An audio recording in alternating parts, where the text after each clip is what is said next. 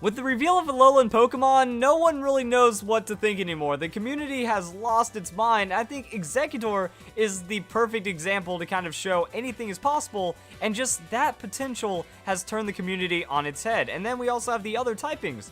Who would have seen Sandshrew become an Ice type, or Vulpix become an Ice type? Like, okay, Alolan forms, that makes sense. Giving Exeggutor Dragon typing, bold, but might make it useful in some way like this, and now it just kind of shows there's no limits. And I want to do a top 10 list of the potential Alolan Pokemon, but I don't want to make it too easy, because there is that hint of the captain. You know, there's island captains instead of gyms, and he has his Marowak, but he's the fire-type captain. So it seems pretty obvious that's going to be a fire-type Alolan form Marowak of some sorts. And a big inspiration for this list are tropical Pokemon, or Pokemon that feel like they deserve a form because of the region, not just because everyone wants a form of this Pokemon. So that would be Exeggutor, but it can't be on the list because it's already been confirmed. However, what is on the list, number 10, Vileplume. Can you think of a more perfect tropical Pokemon to get a form? Actually, it's already gotten a form, and that's where we go to Valencia Island for some inspiration. So in the anime, Orange Islands, Valencia Island has all kinds of crazy Pokemon, and Vileplume certainly looks different. As I mentioned earlier, we don't really know the limits of Alolan forms, but this kind of shows, similar to Exeggutor, we get different forms in tropical regions, or at least thriving areas for these specific Pokemon, because it's already been established throughout the history of Pokemon, even like back in the first generation, that Exeggutor is supposed to be a long-necked palm tree thing, or at least in tropical environments, and we see a Vileplume right next to it. Now, I'm not using this box art as like confirmation that we're getting a Alolan Vileplume, but kind of shows that it's consistent with what Game Freak has for tropical areas. That's one of the big things on this list. Also, other Valencian Pokemon do look different, like Butterfree, Raticate, Weepinbell especially. Like, that would be cool if it spit fire or something like that. And then there's our Vileplume. So leaves us for some speculation. Also, it almost rounds out this list. Number 9, Raticate. Number 8, Butterfree. Number 7, Weepinbell. And also, let's throw the Pudgy-Pidgeys up there, because they might have a typing. But seriously, I'm gonna do 9 other Pokemon. It's just that it shows kind of where Pokemon has gone with these kind of forms in the past, but it looks like they're taking it to extreme measures, and that could be pretty awesome. Number 9, Lapras. Well, we already know Lapras is a big Pokemon in the Orange Islands, so it could also get an Alolan form and feel right at home. Being an Ice type in a tropical area is kind of weird, but that hasn't stopped Lapras before, and I think it would be very, very fitting to give it a Dragon typing. But now we're starting to get into some like weird crossover lands, because with Alolan forms, it seems pretty simple to slap like Ice typing, Grass typing, Dragon typing on pretty much any Pokemon, but I think it wouldn't be too played out on Lapras, and it's a bit more deserving than the Exeggutor, but again, off limits, who knows? Number 8, Gastrodon. So, Gastrodon's a Pokemon that could use a little bit of love, and it seems some kind of seafaring Pokemon that can adapt to its environment and maybe have something to do with the Alola region. I really like this concept, a Firewater Pokemon, so we have a bit of a steam Pokemon going on like Volcanion. Works really well for Gastrodon. I think the design also works. It doesn't take Gastrodon to too much of an extreme level, I feel. And also, we already know Gastrodon adapts, that depending on which part of Sinnoh you're at, you'll encounter a different color and a different design Gastrodon, that they're not quite the same, and they do have different designs. So Gastrodon is very adaptive, and maybe it'll do something fancy in a tropical region. So again, trying to stick to the Pokemon's lore, or trying to stick to something that makes sense in the Alola region, instead of just saying, I want Flygon. Oh, by the way, Flygon is next up on the list. Now we can also talk about the Megas when it comes to Alolan forms, because it seems like with the Alolan Pokemon forms, Game Freak is trying to tone down Megas just a bit, but also give you a reason to use the Pokemon. Like if we have Mega Beedrill and Mega Pidgeot, well, which one are you going to choose? That both of these first generation Pokemon aren't viable in a non-Mega state, and they need a lot of love, but you can only have one on your team at any given time. So that's why we can see these Pokemon like Sandslash getting updated. Makes a lot of sense for Marowak to get its form, and Exeggutor definitely needed one. So we can see new abilities, new forms, new typings, drastic design changes, and I think Flygon is kind of in that realm. So if Megas come back and they decide to introduce Megas alongside Alolan Pokemon, I think Flygon is a more contender for Mega. But when it comes to the Alola region, there's a desert there next to one of the volcanoes. Flygon could use an update, and I think it all makes sense. Number 6, Tropius. I'm just going to let this art speak for itself. This is an amazing concept. It's already a fruit-bearing Pokemon that is in, actually, when you look at the Hoenn region, the Hoenn region feels like tropical island in a way. It has a volcano. Everyone's just kind of running around with a tan in Omega Ruby and Alpha Sapphire. You got sporting clothes on. So Alola region just takes it further, and Tropius would have a bountiful harvest. I like the ability concepts as well. You have the harvest ability, a pure grass typing, and thick fat.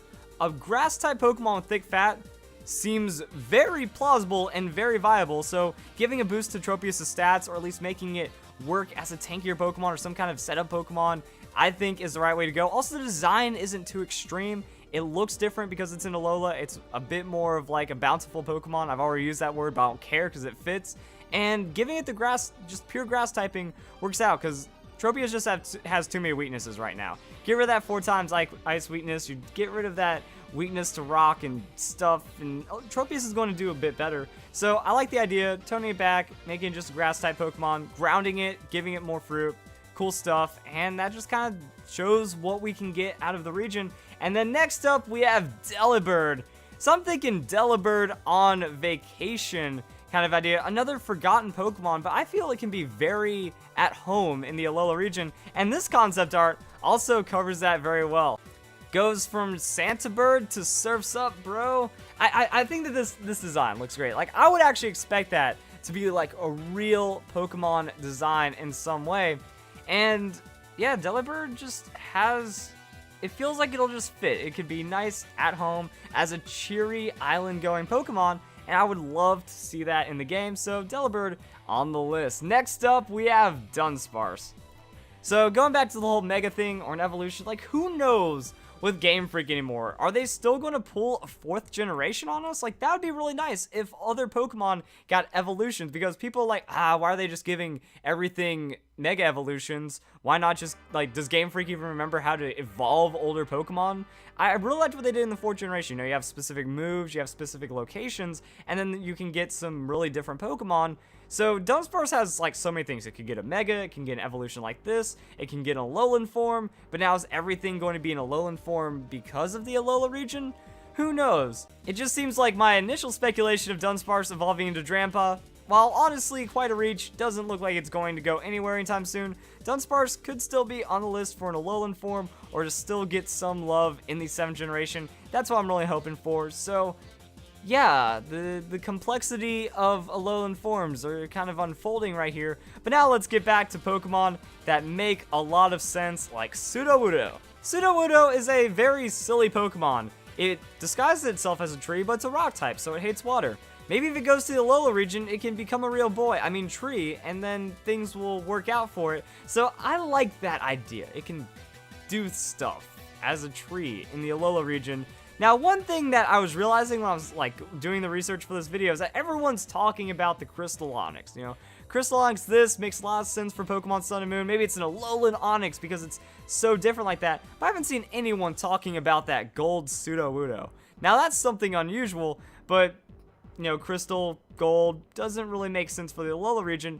Either way, I'm just thinking Sudowoodo needs some representation right here, and maybe do like a Sawsbuck thing. You know how in the summer Sawsbuck like grows like a bush? What if Sudowoodo did that? That it becomes a tree and it gets actual leaves and maybe even becomes a grass type. So it becomes a real tree, and then the Alola region is good for it like that. So we are good to go. Number 2, Snorlax. Now this is going off of the ice type Pokemon, because if Sandshrew and Vulpix can become an ice type, then really nothing is off limits. But how many ice types could we potentially get? Well, at least ice Snorlax exists. Like, we have Snowman Snorlax in the anime, and it's a real thing, and it seems exactly like what we get out of the Alolan forms. And just because Alola is a tropical, sunny region doesn't mean we can't have ice types, because there's like snowy mountains and stuff.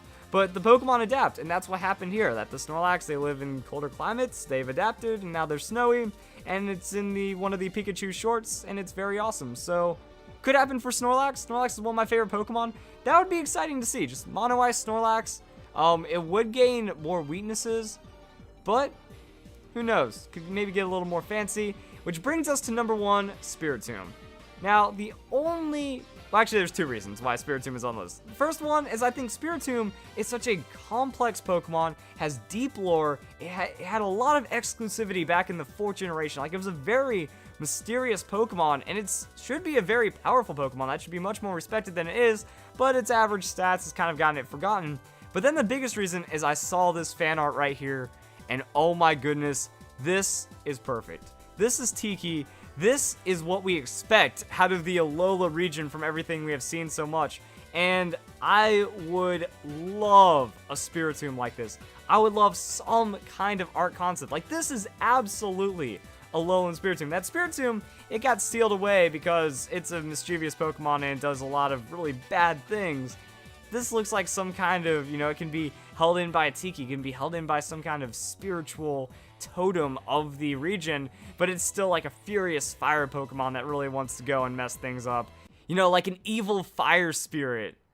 That's really cool. I mean, this concept absolutely nails it. And really, this concept is the biggest reason why it's number 1, because it really unlocks that full Alolan potential for Spiritomb, and I hope that you guys agree. So that's the list, guys. Top 10 Pokemon that should get Alolan forms in Sun and Moon. Hope you guys enjoyed the video. Hope you all have a nice day. Thank you very much for watching.